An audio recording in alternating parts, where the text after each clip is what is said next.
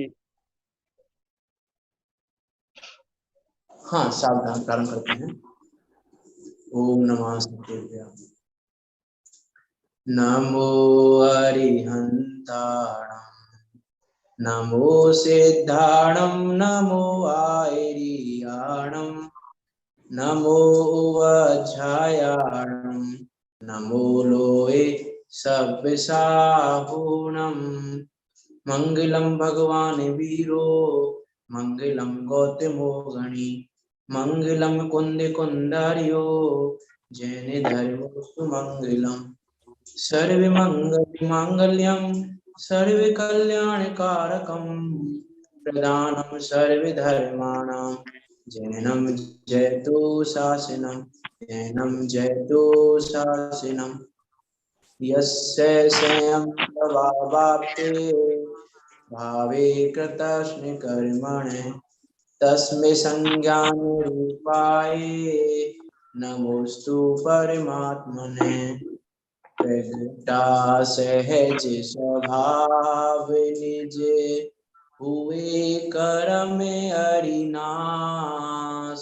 ज्ञान रूप परमात्म को, प्रणमु मिले प्रकाश, प्रणमु मिले प्रकाश। आचार्य पूज्य पाद स्वामी द्वारा विरचित यह इष्टोपदेश नामक ग्रंथ, जो कि 51 गाथाओं में निबद्ध है और 51 गाथाओं के माध्यम से बहुत सरल शब्दों में मुझ के मान का प्रकाशन कर रहा है। उस ज्ञान रूपी परमात्मा को नमस्कार करके उस ज्ञान रूपी प्रकाश की प्राप्ति के लिए इस इष्टोपदेश नामक ग्रंथ को लिखा। उस ज्ञान रूपी इष्ट की ही प्राप्ति कराने का प्रयोजन है इसी ग्रंथ का। इसी ग्रंथ का उद्देश्य उसी गायक स्वभाव की प्राप्ति कराने का ही है और उसी गायक स्वभाव का उपदेश यहाँ आचार्य प्रकाश स्वामी हमको दे रहे हैं। ऐसे इस सुंदर ग्रंथ पर हमारी चर्चा चल रही है। गाथा नंबर 21 है जिस पर हमारी अभी चर्चा चल रही है। बहुत सुंदर गाथा, अपने स्वरूप को बताने वाली, मैं कौन हूँ मुझे ये बताने वाली, मेरा क्या स्वरूप है, मेरी क्या विशेषण है, मैं वास्तव में कौन हूँ और अपने को क्या मानता आ रहा हूँ, इन सब बातों से परिचय कराने वाली 21 नंबर की गाथा है जिस पर हमारी चर्चा चल रही है। गाथा नंबर 21 पढ़ते हैं। स्वसंवेदन सुव्यक्तस्ति, तनु मात्रो निरत्यय, अत्यंत सौख्यवान आत्मा, लोकालोक विलोकना। कितने विशेषण बताए हैं इसमें आत्मा के? इसी गाथा में आत्मा के कितने विशेषण बताए गए हैं? 5 विशेषण बताए। 5 विशेषण बताए गए हैं। एक तो क्या बताया? स्व संवेदन सुव्यक्तस्ति, तनु मात्रो निरत्यय, अत्यंत सौख्यवान आत्मा, लोकालोक विलोकन। 5 विशेषण यहाँ बताए हैं कि यह कैसा है ये आत्मा, कि लोकालोक को जानने देखने वाला है, अनंत सुख स्वभावी है, तनु मात्र शरीर प्रमाण है, नित्य है और स्व संवेदन से युक्त है। अर्थात सदा काल संवेदन में आ रहा है, अनुभव में आ रहा है, ऐसा ये आत्मा है। कल हमने चर्चा की थी 3 गुणों पर। एक तो लोकालोक को जानने देखने वाला है, और एक है कि अनंत सुख स्वभावी है, और एक शरीर प्रमाण है। इन 3 की चर्चा हमने कल की थी कि वास्तव में ये जीव कैसा है, इसका अनंत सुख कैसा है, इसका जो अनंत सुख स्वभाव है, वो अनंत सुख स्वभाव कैसा है। वो अनंत सुख स्वभाव जो है इसका, वो ये बता रहा है कि मुझे परद्रव्यों की आवश्यकता नहीं है, मुझे किसी भी रूप में परद्रव्यों की आवश्यकता नहीं है, मुझे सुखी होने के लिए परद्रव्यों की आवश्यकता नहीं है। काफी सारी चर्चा कर हो गई थी विशेषण पर कि अनंत सुख स्वभावी है। तो इसीलिए जो हमारे संक्लेश हो रहे हैं, संक्लेश परिणाम हो रहे हैं, विकल्प हो रहे हैं कि परद्रव्यों को जोड़ लूं, इसको जोड़ लूं, ऐसा कर लूं, ऐसा कर लूं, वास्तव में ये सारे विकल्प इस अनंत सुख स्वभावी आत्मा को जानने से विकल्प करने योग्य नहीं है और विकल्प अकिंचित कर हैं। उन विकल्पों से कार्य होता नहीं है, इस बात की सिद्धि भी ये अनंत सुख स्वभाव विशेषण करता है। कि जैसे वो लाइन आती है, अपने में सर्वस्व है अपना, पर द्रव्यों में लेस नहीं। अपने में सर्वस्व है अपना, अपने में सब कुछ है अपना, पर द्रव्यों में लेस मात्र भी कुछ भी नहीं है। अपने में सर्वस्व है अपना, पर द्रव्यों में लेस नहीं। हो विमूढ़ पर में ही क्षण क्षण, करो व्यर्थ संक्लेश नहीं। अरे विकल्प अकिंचित कर ही, ज्ञाता हो ज्ञाता ही रहो। व्यग्र न हो क्षोभ न हो, चिदानंद रस सहज पियो। व्यग्र होने की आवश्यकता नहीं है, क्षुब्ध होने की आवश्यकता नहीं है, दुखी होने की आवश्यकता नहीं है। ऐसा क्यों हो गया, मैं ऐसा नहीं करता तो ऐसा हो जाता, कि इसकी आवश्यकता नहीं है करने की, क्योंकि विकल्पों से कार्य नहीं होता और विकल्प हमें सुखी करते नहीं है। विकल्प मुझे सुखी भी नहीं करते और विकल्प मेरे सुख स्वभाव को मुझसे दूर भी नहीं करते। इसका अर्थ है कि विकल्प मुझे दुखी भी नहीं करते। वास्तव में तो उन विकल्पों में जो अपनापन है, उन विकल्पों में जो ममत्व का परिणाम है, वही दुख का कारण है। विकल्प सुखी क्यों नहीं कर सकते?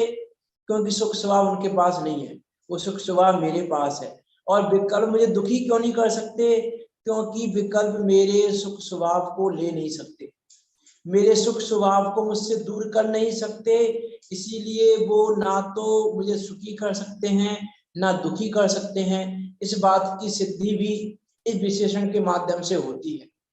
जो अनंत सुख स्वभावी इसका विशेषण है, वास्तव में बहुत विचारणीय विशेषण है। विशेषण तो पांचों ही विचारणीय हैं और अद्भुत हैं, लेकिन एक एक विशेषण पे यदि हम बात करें तो बहुत सारी बातें हो सकती हैं। आगे चलते हैं। शरीर प्रमाण की बात भी हमने कल कर ली थी कि शरीर प्रमाण है, इसका अर्थ है कि सिद्ध में और मुझ में क्या अंतर है। सिद्ध की भी आत्मा शरीर प्रमाण है और मेरी भी आत्मा शरीर प्रमाण है। जो नियम साहजी आचार्य कुंद देव ने कहा ना, मैं अंतर कैसे देखूं संसारी सिद्ध में, जो उन्होंने बताई बात, तो यहाँ शरीर प्रमाण है, अर्थात सिद्ध भगवान की आत्मा भी शरीर प्रमाण है और मेरी आत्मा भी शरीर प्रमाण है। इस आधार पर उनमें और हमें कोई अंतर नहीं है। जो मैं हूं वह है भगवान, जो वह है वह मैं भगवान। अंतर यही ऊपरी जान, वो विराग यहाँ राग वितान। एक वो अंतर है, लेकिन शरीर प्रमाण के आधार पर यदि हम देखें, तनु मात्र शरीर मात्र है ये आत्मा, अर्थात शरीर प्रमाण है ये आत्मा, और शरीर प्रमाण के आधार से कोई भी अंतर नहीं है। सिद्ध में मुझ में कोई अंतर नहीं है, एक जैसा बता दिया विशेषण के आधार पर कि भैया जैसे सिद्ध है वैसे ही तुम हो, तुम में उनमें कोई अंतर नहीं है। सो जो सिद्धात्मा सो मैं हूं, नहीं बाल युवा नर मैं हूं, सब ते न्यारा मम रूप, निर्मल सुख ज्ञान स्वरूप। ऐसा है मेरा स्वरूप, निर्मल है, सुख रूप है, ज्ञान रूप है। ज्ञान रूप की चर्चा भी कर दी विशेषण के माध्यम से, सुख स्वरूप की बात भी कर दी विशेषण के माध्यम से, और शरीर प्रमाणिक कहकर इस शरीर से बाहर नहीं है कुछ भी, इस शरीर से बाहर नहीं है, अर्थात इस शरीर में ही, इस देह देवालय में ही वो शुद्धात्मा विराजमान है। इस तन मंदिर में ही वो चेतन राज सदा काल है। अभी ऐसा नहीं है कि भैया नहीं है या ऐसा है कुछ अलग प्रकार की जो कल्पना करने बात की थी कि आत्मा शब्द से हम क्या क्या समझते हैं, आत्मा शब्द का क्या क्या अर्थ लेते हैं, उन सब का खंडन यहाँ पर आचार्य पूज्य पाद स्वामी ने कर दिया। उसके बाद चौथा विशेषण है नित्य, कि आत्मा कैसा है, कि आत्मा नित्य है, आत्मा अविनाशी है, अर्थात आत्मा का कभी नाश नहीं होता, अर्थात ये आत्मा सदा काल विद्यमान है, अर्थात ये आत्मा भूतकाल में भी, अर्थात मैं भूतकाल में भी था, वर्तमान में भी हूं और भविष्य में भी रहूंगा। ऐसा कहकर जो मत ये कहते हैं कि बस जो है वो यहीं पर है, जो बहुत सारे मतों की हमने बात की थी टीका के माध्यम से, जैसे चार्वाक मत कहता जो कुछ है वो यहीं पर है, उसका भी खंडन हो गया। और नित्य कहकर बौद्ध मत आदि जो क्षणिक कहते हैं कि क्षणिक है, उस क्षणिकवाद का भी निराकरण हो गया। आत्मा कैसा है कि नित्य है। इससे इसको जानने के क्या फायदे हैं? इस विशेषण को जानने का फायदा क्या है, बताइए आप। इस विशेषण को जानने से क्या फायदा है? हमारा कभी मरण नहीं होगा, अभाव नहीं होगा। हाँ, और अविनाशी हैं, शाश्वत हैं। और यही मुख्य है इसका। बिल्कुल सही है आपकी बात कि मैं ना मेरा जन्म होता है ना मेरा मरण होता है। जन्म भी इस पर्याय का हुआ है, मनुष्य पर्याय का जन्म हुआ है, मनुष्य पर्याय का ही नाश होगा। मैं तो मनुष्य पर्याय से पहले भी था और मनुष्य पर्याय के बाद में भी रहूंगा। मैं मनुष्य पर्याय जितना नहीं हूँ, मैं इतना मनुष्य पर्याय जितना नहीं हूँ कि बस 100 वर्ष मेरी आयु है, कि नहीं, मेरी आयु 100 वर्ष नहीं है। मैं तो नित्य हूँ, अविनाशी हूँ, सदा का रहने वाला हूँ। और मैं निगोद में भी था तो भी मैं ही था, मनुष्य में हूं तो भी मैं ही हूँ, और जब सिद्ध अवस्था को प्राप्त करूंगा तो भी मैं ही रहूंगा, क्योंकि मैं नित्य हूँ। जो निगोद में सो ही मुझ में, सो ही मोक्ष मझार। इस बात की सिद्धि होती है विशेषण से। जो निगोद में सो ही मुझ में, सो ही मोक्ष मझार।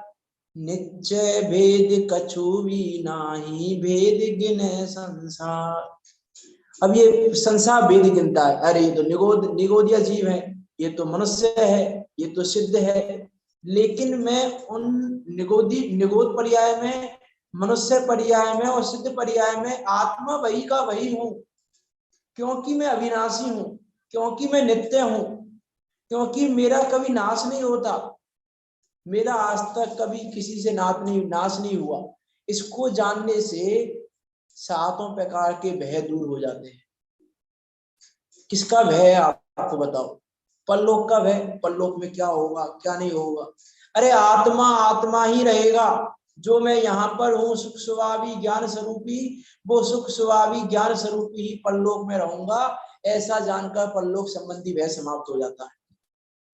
इस लोक में मैं क्या करूं क्या नहीं करूं, कैसे रहूंगा, मेरा नाश ना हो जाए, कोई मेरा मरण ना कर दे, कि कोई नहीं कर पाएगा मरण, क्योंकि मेरा मरण होता ही नहीं। मेरा मरण होता ही नहीं। और शरीर के मरण की बात है तो शरीर तो मरा हुआ ही है। ये शरीर तो वर्तमान में भी मुर्दा ही है। आचार्यों ने चलता फिरता मुर्दा कहा है इसको, ये मुर्दा ही है, शरीर तो अभी भी मुर्दा है। इसमें जो ये अभी मुर्दापना नहीं दिख रहा है, ये इस आत्मा की वजह से नहीं दिख रहा है। इसीलिए इस शरीर तो को आत्मा के निकलने के बाद थोड़ी ही देर में ले जाने की तैयारी होती है कि भैया इसको घर में नहीं रखना, ये मुर्दा है। ये उसको मुर्दा कहा इसीलिए जाता है कि इसमें आत्मा नहीं है। तो शरीर के मरण, ना तो शरीर के मरण की चिंता, क्योंकि शरीर तो मुर्दा ही है, शरीर के मरण की भी क्या चिंता करें। और आत्मा का मरण हो नहीं सकता क्योंकि नित्य स्वभावी है। ऐसा जानकर इस लोक का भी भय नहीं है, परलोक का भी भय नहीं है। अकस्मात कुछ हो जाए तो कि क्या होगा? अकस्मात कोई रोग आ गया भयंकर, तो कहीं बीपी हाई हो गया और मेरा मरण हो गया, तो कहीं एक्सीडेंट हो गया तो मेरा मरण हो गया, तो अकस्मात भय उसका भी अभाव हो गया कि किसका मरण होगा। इसका मरण होता नहीं क्योंकि मरा हुआ ही है, और मेरा मरण होता नहीं क्योंकि मैं नित्य स्वभावी। ये आत्मा नित्य स्वभावी है, नहीं क्षणिक पदार्थों से नाता। इसका अर्थ है कि मैं आत्मा नित्य स्वभावी हूँ, मेरा स्वभाव नित्यपना है। इसका अर्थ है कि जो जो वस्तुएं क्षणिक हैं, जो जो वस्तुएं नाश को प्राप्त होती हैं, वो मैं नहीं हूँ। ये शरीर नाश को प्राप्त होता है, इसलिए ये शरीर मैं नहीं हूँ। इस विशेषण से ये भेद ज्ञान की सिद्धि होती है कि ये मैं नहीं हूँ, क्योंकि इसका तो नाश होता है, इसका नाश हो जाता है, और मेरा तो नाश नहीं होता क्योंकि मैं नित्य स्वभावी हूँ। इसीलिए ये शरीर में नहीं हूँ, इस बात की सिद्धि विशेषण से होती है। अर्थात भेद ज्ञान की सिद्धि भी विशेषण से होती है। मैं आत्मा नित्य स्वभावी हूँ, नहीं क्षणिक पदार्थों से नाता, संयोग कर मेरा गादिक, क्षण भंगुर जानो तुम भ्राता, इनका विश्वास नहीं चेतन, अब तो निज की पहचान करो, निज स्वभाव के आश्रय से ही जन्म जरा मृत्यु रोग हरो, जन्म जरा मृत्यु रोग हरो। ये विशेषण हमें बता रहा है कि जन्म जरा मृत्यु रूपी रोग मेरे नहीं है। मैं जन्म को प्राप्त नहीं होता, जरा को प्राप्त नहीं होता, मृत्यु को प्राप्त नहीं होता, रोग को प्राप्त नहीं होता, तो मैं सदाकाल रहने वाला हूँ। मेरा ना रोग से मरण हो सकता है, ना किसी अन्य कारणों से मरण हो सकता है। और क्षणिक दिखने वाले शरीर से ही जब मेरा अन्यत्पना भाषित हो गया इस विशेषण से, तो स्त्री पुत्र आदि की तो बात ही नहीं रही, क्योंकि स्त्री पुत्र आदि तो प्रत्यक्ष ही, ये शरीर तो चलो जब इस आयु पूरी होगी तब मरण, तब अन्यपना होगा, तब अलग अलग होगा वो, लेकिन ये स्त्री पुत्र आदि तो प्रत्यक्ष ही नाशवान दिखाई देते हैं। नाशवान दिखाई देते हैं अर्थात वो संयोग। हालांकि स्त्री भी जीव है, पुत्र भी जीव है, उस अपेक्षा नित्य है, उस अपेक्षा बात नहीं कर रहे हम संबंध की अपेक्षा बात कर रहे हैं कि वो संबंध जो संयोग है वो भी नाश को प्राप्त होता दिखता है। नाश को प्राप्त हो रहा है, इसका अर्थ है कि वो मैं नहीं और वो मेरा नहीं है। जो मैं नहीं हूं वो मेरा भी नहीं है, क्योंकि मेरा सर्वस्व मुझ में है और मुझसे बाहर मेरा कुछ भी नहीं है। मुझसे बाहर मेरा कुछ है नहीं, मुझ में से कुछ बाहर जाता नहीं और बाहर से मुझ में कुछ भी आता नहीं। अभी कहा था ना, अपने में सर्वस्व है, अपना अपना सब कुछ अपने में है, इसलिए बाहर के स्त्री पुत्र आदि मेरे हैं। ऐसा जो परद्रव्यों में ममत्व का परिणाम है, वो परद्रव्यों में ममत्व का परिणाम इस विशेषण को जानने से नष्ट होता है। और एकत्व, जो परद्रव्यों में एकत्व है, उस एकत्व का भी नाश होता है इस नित्य रूप विशेषण को जानने पर। मैं नित्य रूप विशेषण को जानने पर मैं भय रहित हो गया। नित्य रूपी विशेषण को जानने पर मैं भय रहित हो गया। नित्य रूप विशेषण को जानने पर मुझे कोई चिंता नहीं रही कि क्या होगा क्या नहीं होगा, कि कुछ नहीं होगा, क्योंकि मैं तो नित्य हूँ, सदाकाल रहने वाला हूँ। नरक में चला गया तो क्या हो गया, नरक में चला गया तो क्या होगा, कुछ नहीं होगा। मैं नरक में होकर आया हूँ अनंतों बार, कोई एक दो बार की बात नहीं है, अनंतों बार नरक में भी होके आया हूँ, लेकिन फिर भी मेरा कुछ नहीं बिगड़ा। क्यों नहीं बिगड़ा? क्योंकि मैं अविनाशी हूँ, नित्य हूँ, इसलिए मेरा ना नरक में कुछ बिगड़ा, ना तिर्यक में कुछ बिगड़ा, ना निगोद में कुछ बिगड़ा, ना मनुष्य पर्याय में कुछ बिगड़ रहा है, ना देव में गति में जो बिगड़ेगा, कहीं कुछ भी नहीं बिगड़ने वाला।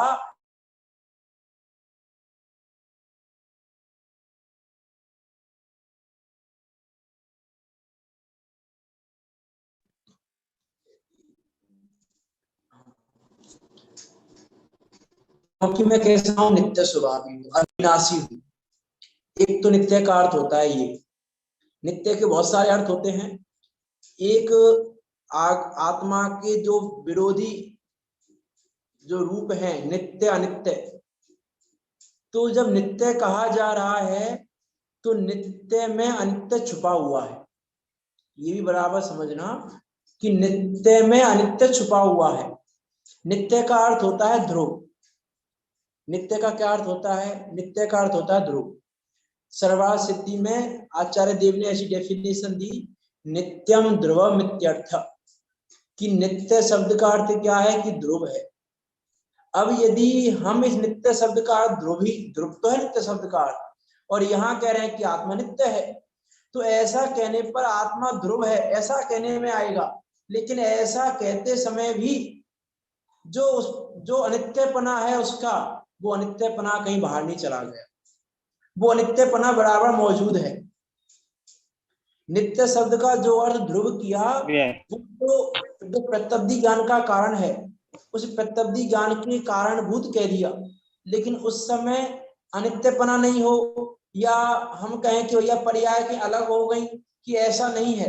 नित्य कहने के काल में जो नित्य नित्यात्मक स्वरूप है, जो इसका गुण पर्यायात्मक स्वरूप है, वो अलग नहीं हुआ है।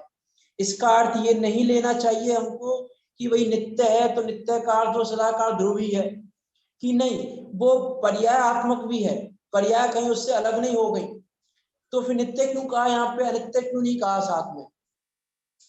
नित्य ही क्यों कहा, अनित्य क्यों नहीं कहा? जब यहाँ पर आत्मा के स्वरूप की बात की तो नित्य ही क्यों कहा, नित्य नित्य क्यों नहीं कहा? बताएंगे आप में से कोई, क्यों नहीं कहा? म्यूट है आपका। ये कहा कि अनित्य है, धर्म है, नित्य हाँ अनित्य धर्म नहीं है, सब को कहते क्या? हैं। वो आपकी धर्म होती है शांतमति नित्य और अनित्य। आपकी आवाज कट कट के आ रही है। अरे धरती चलो कोई नहीं, आपकी आवाज कट कट के आ रही है, आपकी आवाज। चलो मैं बात करता हूँ। देखो वैसे तो सुनो, नित्य नित्य कह रहे हैं तो नित्य कहने के काल में अनित्य वहां विद्यमान है, अनित्य का अभाव नहीं हो गया, पहली बात तो। दूसरी बात, आचार्य कुंदकुंद देव ने पंचाशती काय की गाथा नंबर 11 में कहा कि द्रव्य का उत्पाद या विनाश नहीं है, सद्भाव है, उसी की पर्याय विनाश उत्पाद और ध्रुवता करती है। तो एक द्रव्य आर्थिक न्याय की अपेक्षा नित्य कहने में आता है, पर्याय आर्थिक न्याय की अपेक्षा वो अनित्य है। लेकिन नित्य कहने के काल में जब हम द्रव्य आर्थिक न्याय की बात कह रहे हैं तो द्रव्य आर्थिक न्याय के काल में भी पर्याय आर्थिक न्याय का अभाव नहीं हो गया। द्रव्य आर्थिक न्याय के काल में भी उसकी गौणता मात्र है, अभाव मात्र नहीं है, एक बात तो। और दूसरी बात, हम नित्य की यदि बात करें तो द्रव्य अपेक्षा उसको नित्य कह दिया जाता है कि द्रव्य अपेक्षा नित्य है और पर्याय अपेक्षा अनित्य है, ऐसा भी कह दिया जाता है। और कहीं पर देखो द्रव्य और पर्याय की भिन्नता तो है ही नहीं, लेकिन अन्य अन्य पन्या के आधार पर भी नित्य स्वभाव कह दिया जाता है कि अन्य अन्य पना तो है द्रव्य और पर्याय में, लेकिन भिन्न भिन्न पना नहीं है। द्रव्य और पर्याय में क्या है, अन्य अन्य पना है लेकिन भिन्न भिन्न पना नहीं है, कि वो पर्याय कोई भिन्न नहीं है, प्रदेश भेद नहीं है, दोनों में प्रदेश भिन्नता नहीं है कि भाई आत्मा के प्रदेश अलग हों, पर्याय के प्रदेश अलग हों, या आत्मा के कारक अलग हों, पर्याय के कारक अलग हों, ऐसा भिन्नत्व नहीं है, लेकिन अन्यत्व है। अन्य अन्य पना तो है, अन्य अन्य पना भी किस हेतु से है पता है आपको? अन्य अन्य पना किस हेतु से है द्रव्य और पर्याय का?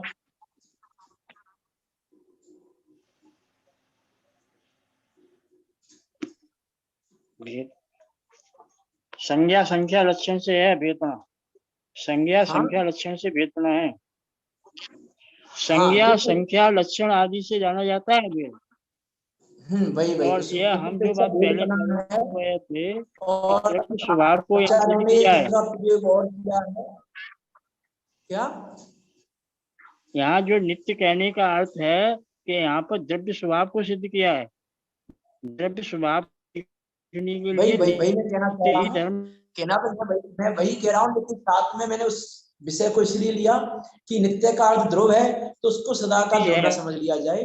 का अर्थ ध्रुव कहा जाता है आगम में, तो नित्य का अर्थ ध्रुव है भी, लेकिन उसकी अपेक्षा क्या है, उस अपेक्षा के साथ की बात कर रहे हैं हम कि द्रव्य अपेक्षा है, पर्याय अपेक्षा की गौणता है, भिन्नता नहीं है, गौणता है, अलग नहीं है, गौणता है। गौणता के साथ में कहा गया है, वहां पर्याय अपेक्षा को गौण रूप से लेना, पर्याय अपेक्षा गौण रूप से विद्यमान है वहां पर। और आचार्यों ने जिनागम में ऐसा भी आपको कहीं मिलेगा पढ़ने को प्रश्न साराजी में कि जो द्रव्य है वो गुण नहीं है, जो गुण है वो द्रव्य नहीं है, जो द्रव्य है वो पर्याय नहीं है, पर्याय है वो द्रव्य नहीं है। ऐसा आपने पढ़ा है कहीं पर? कहीं पढ़ा है क्या आपने ऐसा? जो द्रव्य है वह गुण नहीं है, वह पर्याय नहीं है, पर्याय है वह द्रव्य नहीं है, कहीं पढ़ा है क्या आपने? 5 परमागमों में नहीं पढ़ा हो आपने? पंच परमागम में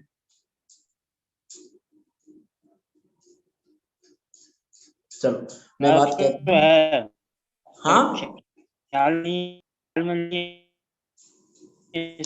चलो, कोई आपकी आवाज कट कट के आ रही है, नेटवर्क इशू हो रहा है। चलो मैं बात करता हूँ। प्रवचन सार जी में आचार्य कुंडकुंद देव ने, आचार्य अमृतचंद देव ने जब वो टीका में 130 नंबर की गाथा। आपकी भी आवाज नहीं लगी। आपकी आवाज कट कट के आ रही है अंकल जी, आप आपकी आवाज नहीं आ रही है क्लियर। चलो मैं बात करता हूँ आगे। आपको कोई शंका हो तो आप मुझे बाद में भेज देना। आपकी आवाज बहुत ज्यादा, मतलब शब्द पूरे नहीं आ पा रहे हैं। गाथा नंबर 130 की टीका में आचार्य देव ने उस टीका में ऐसा लिखा कि जो द्रव्य है वो गुण नहीं है, जो गुण है वे द्रव्य नहीं है, वो पर्याय नहीं है, पर्याय द्रव्य नहीं है। क्यों नहीं है? कि अतद्भाव के कारण, अतद्भाव पने के कारण, कि उनमें अतद्भाव पना है। वो अतद्भाव पने के कारण अन्यत्व कह दिया जाता है, लेकिन अन्यत्व को भिन्नत्व मत समझ लेना। अन्य अन्य पने को भिन्न भिन्न पना मत समझ लेना। भिन्न भिन्न पना समझेंगे तो परेशानी खड़ी हो जाएगी, और अन्य अन्य पना समझेंगे तो कोई परेशानी खड़ी नहीं होगी। अब हमको क्या समझना है वो हमें विचार करना पड़ेगा कि हमें अन्य अन्य पना समझे कि क्या समझे। जिनागम के शब्द हैं अन्य अन्य, अन्य जगह तो अन्य अन्य भिन्न भिन्न में कोई अंतर ही नहीं है, लेकिन जिनागम में तो भिन्न भिन्न में और अन्य अन्य में बहुत बड़ा अंतर है। आचार्य कुंदकुंद देव ने इन शब्दों का बहुत प्रयोग किया है, अन्य अन्य का, भिन्न भिन्न का। तो उसको भी हम, उस अपेक्षा को भी बराबर ख्याल में रखें कि क्या है वस्तु व्यवस्था और क्या है वास्तव में उस आत्मा का स्वरूप। जिस आत्मा के स्वरूप की यहाँ पर बात हो रही है वो आत्मा का स्वरूप कैसा है, विचार करें हम। तो क्या कह रहे हैं यहाँ पे? नित्य है। नित्य है, 4 विशेषण हो गए हमारे। नित्य है तो नित्य को जानने का एक फायदा ये भी है कि मुझे रहने के लिए किसी के अवलंबन की आवश्यकता नहीं है। मैं किसी के अवलंबन से नहीं जीता, मैं तो अपने चैतन्य प्राणों से जीता हूँ, और चैतन्य प्राण तो सदाकाल है मेरे पास। तो मुझे जीने के लिए किसी का अवलंबन की आवश्यकता नहीं है। जैसे अनंत सुख स्वभाव विशेषण को जानने पर, अनंत सुख स्वभाव विशेषण को जानने पर हमको पता चला कि मुझे सुख के लिए पर के अवलंबन की आवश्यकता नहीं है, वैसे ही नित्य विशेषण को जानने पर यह पता चला कि मुझे जीने के लिए पर के अवलंबन की आवश्यकता नहीं है। अर्थात मैं कैसा हूं? निरालंबी हूं, मुझे पर के अवलंबन की आवश्यकता नहीं है। ना तो लोकालोक को जानने देखने के लिए मुझे पर के अवलंबन की आवश्यकता है, ना सुख को प्राप्त करने के लिए मुझे पर के अवलंबन की आवश्यकता है। जानने के लिए तो पर का अवलंबन चाहिए ना, चाहिए कि नहीं चाहिए? जानने के लिए बिना ग्रंथों के कैसे जानेंगे हम, बिना शास्त्रों के कैसे जानेंगे हम? पर का अवलंबन चाहिए ना। जानने के लिए भी पर का अवलंबन चाहिए, क्योंकि वो तो ज्ञेय है, और ज्ञेय की तो योग्यता ही है ज्ञान में झलकने की, और ज्ञान की सामर्थ्य है। हम चर्चा कर चुके हैं कल उस विशेषण की। तो ना तो जानने के लिए, ना सुख के लिए, ना जीने के लिए, ना किसी अन्ना मरण के लिए, ना अन्य किसी और परिणमन के लिए।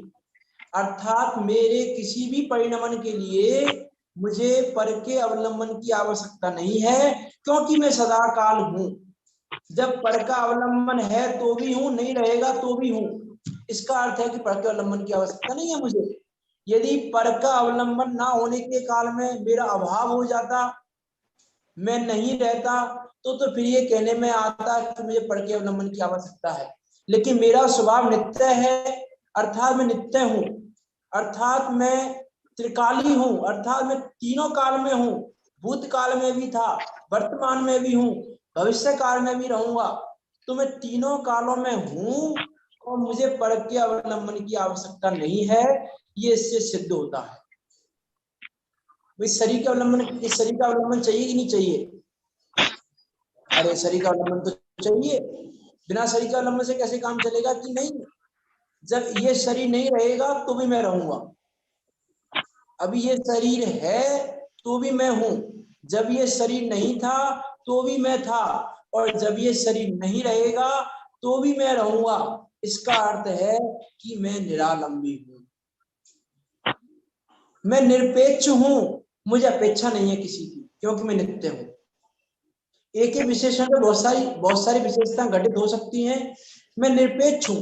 क्यों हूं मैं निरपेक्ष? मैं निरपेक्ष हूं क्योंकि मुझे पर की अपेक्षा नहीं है। मुझे जानने के लिए सारे विशेषण में घटित कर लेना। मुझे जानने के लिए पर की अपेक्षा नहीं है। मुझे सुख को पाने के लिए पर की अपेक्षा नहीं है। शरीर प्रमाण के लिए भी पर की अपेक्षा नहीं है। शरीर प्रमाण के लिए भी पर की अपेक्षा नहीं है। और नित्य हूं तो मेरे अभाव हो नहीं सकता, और मेरे बने रहने के लिए भी मुझे पर की अपेक्षा नहीं है।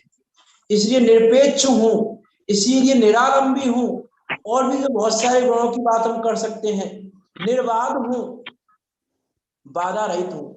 बाधा रहित क्यों हूं मैं? क्योंकि सुख स्वभाव मेरे पास है। बाधा मेरे पास नहीं आ सकती, क्योंकि दुख मेरा स्वभाव नहीं है, और सुख मुझे छोड़ के जाता नहीं है। मेरा स्वभाव मुझे छोड़ के जाता नहीं है। मैं स्वभाव से बाहर नहीं जाता, और स्वभाव कहीं बाहर से नहीं आता। इसीलिए मुझे कोई बाधा भी उत्पन्न करने वाला नहीं है, मुझे कोई दुखी करने वाला भी नहीं है। निर्बाध हूँ, निशंक हूँ। निशंक हूँ कि नहीं? मुझे शंका नहीं है। क्या शंका नहीं है? मुझे किसी प्रकार की शंका नहीं है कि अरे वो पदार्थ नहीं रहा तो मैं जानूंगा कैसे, मेरे माइंड ने काम करना बंद कर दिया तो मैं जानूंगा कैसे, किसी ने मुझे दुखी कर दिया तो। कि निशंक हूं, मैं निशंक हूं, ये विशेषणों के आधार से सिद्ध होता है। मैं निर्भय हूं, ये विशेषण है ना आत्मा के। मैं निर्भय हूं। क्यों हूं निर्भय? क्योंकि जानने के लिए मुझे किसी की आवश्यकता नहीं। सुख स्वभावी मैं हूं, नित्य हूं, मैं निर्भय हूं। मैं निर्भय हो गया। मैं निर्भय होकर प्रवर्तन कर सकता हूं, क्योंकि हमको कछु भय नारे, जान लियो संसार। वो आती है ना भजन की लाइन, हमको कछु भी भय नारे, जान लियो संसारे। हमको कछु भी भय नारे, हमको कुछ भी वह नहीं है। क्यों नहीं है वह? क्योंकि मैं नित्य स्वभावी हूँ, क्योंकि मैं अनंत सुख स्वभाव वाला हूँ। इसलिए मुझे भय नहीं है कि कोई मेरा मरण कर देगा, कोई मुझे दुख दे देगा, कोई मेरा हरण कर लेगा, कोई ऐसा कर लेगा, कोई वैसा कर लेगा। कोई मुझ में कुछ भी करने में समर्थ नहीं है, क्योंकि एक द्रव्य दूसरे द्रव्य का कर्ता नहीं है। इस बात की सिद्धि भी इस विशेषण से होती है कि एक द्रव्य दूसरे द्रव्य का कर्ता नहीं है। यदि कर्ता होता तो मेरा स्वभाव नित्य नहीं होता। मेरा स्वभाव नित्य है, इसका अर्थ है कि एक द्रव्य दूसरे द्रव्य का कर्ता नहीं है। क्योंकि यदि ये पुद्गल द्रव्य मेरा कुछ कर सकता तो मैं नित्य नहीं रहता। मैं नरक में गया तो मेरा कुछ और हो जाता, और मैं निगोद में गया तो मेरा कुछ और हो जाता। लेकिन निगोद में भी होके आ गया, नरक में भी होके आ गया, तिरंज में भी होके आ गया, लेकिन कुछ भी नहीं हुआ। ना नरक गति ने मुझे मेरे लिए कुछ मेरा कुछ किया, ना तिरंज गति ने मेरा कुछ किया, ना निगोद ने मेरा कुछ किया, ना मनुष्य पर्याय ने मुझ में कुछ किया। इसका अर्थ है कि एक द्रव्य दूसरे द्रव्य का कर्ता नहीं है। इस विशेषण की, इस सिद्धांत की, विशेषण नहीं है ये सिद्धांत है, एक द्रव्य दूसरे द्रव्य का कर्ता नहीं है। इस सिद्धांत की भी सिद्धि इस विशेषण से होती है कि आत्मा नित्य स्वभावी है, अविनाशी है, सदा काल रहने वाला है, तीनों काल में विद्यमान है, सदा काल है, और स्वयं में परिपूर्ण है। यदि स्वयं में परिपूर्ण है, ये भी नित्य विशेषण से पता चलता है। क्योंकि स्वयं में परिपूर्ण नहीं होता तो फिर मुझे परिपूर्ण होने के लिए पर की आवश्यकता पड़ती, तो मुझे परिपूर्ण होने के लिए जरूरत पड़ती पर की, तो मुझे परिपूर्ण होने के लिए कुछ चाहिए होता पर से। लेकिन यहां कह रहे हैं कि नहीं, तुझे कुछ भी नहीं चाहिए, तेरा स्वभाव कैसा है कि नित्य है, अनंत सुख वाला है। तो मैं स्वयं में परिपूर्ण हूं। इसलिए वो कही थी ना कल मैंने एक लाइन, परिपूर्ण भाव की हो श्रद्धा, पूर्णत्व भाव की, पूर्णत्व भाव की हो श्रद्धा, फिर नहीं मुक्ति में देरी है, फिर नहीं मुक्ति में देरी है। इस बात की सिद्धि नित्यत्व नाम के विशेषण से होती है। इस नित्यत्व नाम के विशेषण से सिद्ध होता है कि जो मुझसे भिन्न चतुष्टय वाले हैं, वो मुझ रूप नहीं है, मैं उन रूप नहीं हूँ, उनमें और मुझ में सदा काल अत्यंत अभाव है। जो 4 प्रकार के अभाव है ना, बातें तो बहुत सारी हो सकती हैं। समय हो गया है, क्लास पहले स्टार्ट हुई थी, 2-3 मिनट में क्लास समाप्त करूंगा मैं। क्या कह रहा था, हाँ, कि जो मुझसे भिन्न चतुष्टय वाला है, जो स्वद्रव्य क्षेत्र काल भाव से अलग है, जो परद्रव्य क्षेत्र काल भाव वाला है, अब फिर चाहे वो शरीर हो, चाहे फिर वो स्त्री पुत्र आदि हो, चाहे फिर जो भी हमने कल्पना की हुई है एकत्व ममत्ववादी की, जिनमें एकत्व किया हुआ है वो भी, जिनमें ममत्व किया हुआ है वो भी, उनमें और मुझ में सदा काल अत्यंत अभाव है, क्योंकि वो मुझ में कुछ नहीं कर सकते, मैं उनमें कुछ नहीं कर सकता। इसीलिए उनमें कुछ करने की मान्यता, कुछ करूं यह भाव रहा, बस यही भाव, कुछ कर लूं। ये नित्य नाम का विशेषण ये बता रहा है कुछ करने के लिए स्थान ही नहीं है तुम्हारे लिए, क्योंकि तुम तो एकमात्र ज्ञाता ही हो, जिस क्षेत्र में, जिस काल में, जिस भाव में रहो, करता रहो कि ज्ञाता रहो, ज्ञायक रहो, बस ज्ञायक ही रहो, कि तुम सदा काल ज्ञायक ही हो, तुम्हारा वो नित्य स्वभाव है, कर्तव्य तो तुम्हारा स्वभाव नहीं है। ये नित्य स्वभाव को जानकर हम ये जाने, कोशिश तो दिया ये पूरा हो जाए। एक और विशेषण रह गया है 5वें नंबर का, स्वयं संवेदन, उसकी चर्चा कल करेंगे। विचार करना वास्तव में कि मेरा एकत्व किससे है, मेरा महत्व किससे है, मेरा कर्तव्य भोक्तृत्व किससे है, और मैं किसमें मान के बैठा हूँ, ये इन विशेषणों के माध्यम से मुझे पता चलता है। इसलिए इन विशेषणों को जानकर, इन विशेषणों के माध्यम से अपने स्वरूप की पहचान करके, अभी मैंने भेद ज्ञान की सिद्धि भी की थी नित्य विशेषण से, उस भेद ज्ञान की सिद्धि पूर्वक उस स्वयं पर का भेद विज्ञान करके, सम्य दर्शन आदि ग्रहण करके, सम्य दर्शन ज्ञान चारित्र रूपी रत्नात्रय की पूर्णता करके, हम सब मोक्ष मार्ग में प्रवर्तन करते हुए सिद्धों के बीच जाकर विराजमान हो। इसी मंगल भावना के साथ अभी की बात को यहाँ विराम देते हैं। कोई शंका हो आपकी तो पूछ सकते हैं। निज वाणी स्तुति करते हैं। कुछ पूछ रहे हैं क्या आप? जिनवाणी स्तुति कर लो। अच्छा ठीक। निज निधि निज में बताई, यह आनंद उपकार है, उसके लिए निज निवाणी माँ को बंदे ना सते बार है, माँ बंदे ना सते बार है।